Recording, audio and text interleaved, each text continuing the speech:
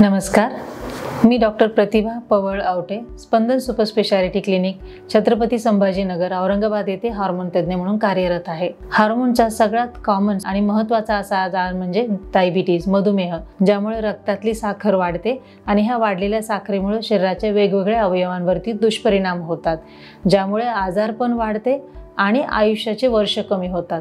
पण हे प्रत्येकामध्येच व्हायला पाहिजे का? नाही। जर आपण त्याची काळजी घेतली आणि आपला मधुमेह नियंत्रणात ठेवला तर हे दुष्परिणाम आपल्याला जास्तीत जास्त काळ टाळता येतात।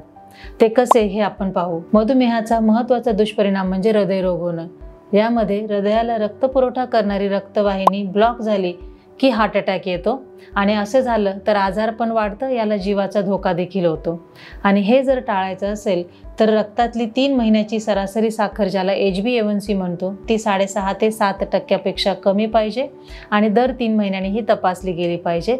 तसंच दुसरं म्हणजे ब्लड प्रेशर, रक्तदाब हा देखील कमी ठेवला पाहिजे। वरचा BP 130 पेक्षा कमी आणि खालचा BP 80 पेक्षा कमी असायला पाहिजे। तिसरा महत्त्वाचा घटक ज्यामुळे हृदयरोग होतो ते म्हणजे रक्तातील कोलेस्ट्रॉलचे प्रमाण वाढणे, चरबीचे प्रमाण वाढणे, त्याला आपण लिपिड्स म्हणतो।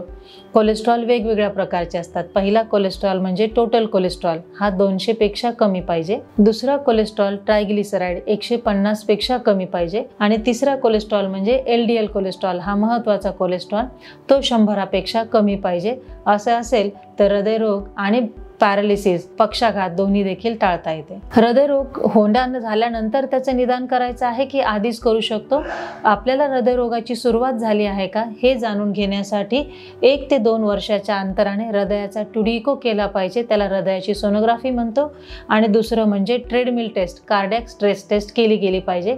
ह्या दोन्ही तपासण्यांद्वारे हृदयरोगाचा झटका येण्यापूर्वीच, जेव्हा आपली रक्तवाहिनी अंशतः बंद असते, त्यावेळी ह्या दोन्ही तपासण्यांनी लवकर निदान होते। हृदयरोग झाल्यावर धावपळ करण्यापेक्षा आधीच निदान करून योग्य वेळी जर आपण हृदयाची तपासणी करून ट्रीटमेंट केली, अँजिओप्लास्टी केली, तर जीवाचा धोका टळतो। मधुमेहाचा दुसरा दुष्परिणाम म्हणजे किडनी खराब होणे। त्यामध्ये किडनीचा आकार कमी होतो आणि डायलिसिसची वेळ येते। किडनी खराब होण्यापूर्वी तपासणीद्वारे आपल्याला किडनीचे काम कमी झाले का ते समजते। त्याची तपासणी म्हणजे रक्तातील क्रिएटिनिन तपासणे 6 ते 12 महिन्याच्या अंतराने।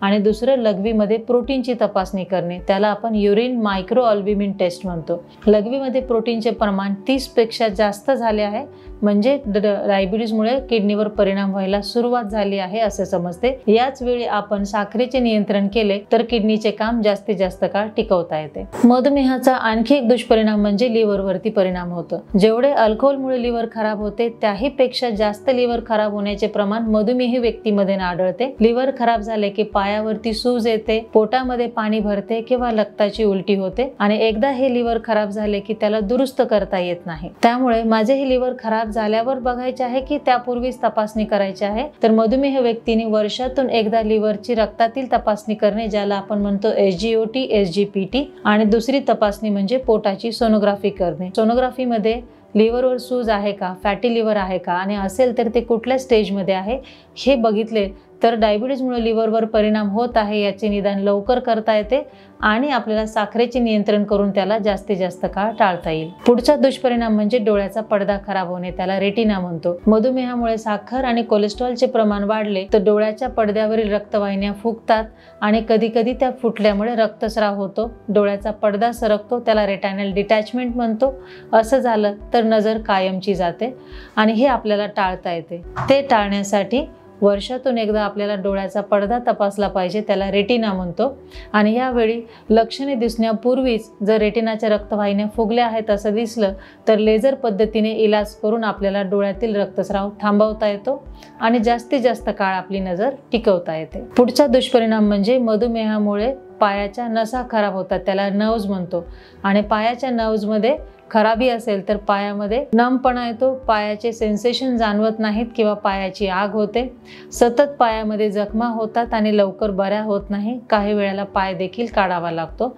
आणि हे सर्व गोष्टी आपल्याला साखर नियंत्रणात ठेवली तर टाळता येतात। आणखी शेवटचा घटक म्हणजे मधुमेह व्यक्तींना इन्फेक्शनची लागण लवकर होते आणि इतर व्यक्तींपेक्षा इन्फेक्शनमधून बरं व्हायला वेळ लागतो आणि हे टाळण्यासाठी मधुमेह व्यक्तीने वॅक्सिन घेणं गरजेचं आहे, ज्यामध्ये निमोनियाची वॅक्सिन, निमोकॉकल वॅक्सिन व्हॅक्सिन, नंतर इन्फ्लुएंजाची लस घेतली पाहिजे आणि रक्तकावळीची लस घेतली पाहिजे. हे केलं तर त्यांच्यामध्ये होणारे इन्फेक्शनचे प्रमाण आपल्याला कमी करता येते. अशा पद्धतीने आपण कॉम्प्लिकेशन झाल्यानंतर काम करण्यापेक्षा कॉम्प्लिकेशन होण्यापूर्वीच आपण हे स्क्रीनिंग सतत करत राहिलं तर जास्तीत जास्त काळ आपण मधुमेहाच्या दुष्परिणामांपासून स्वतःला दूर ठेवू शकतो आणि इतर व्यक्तीसारखेच चांगले आयुष्य जगू शकतो.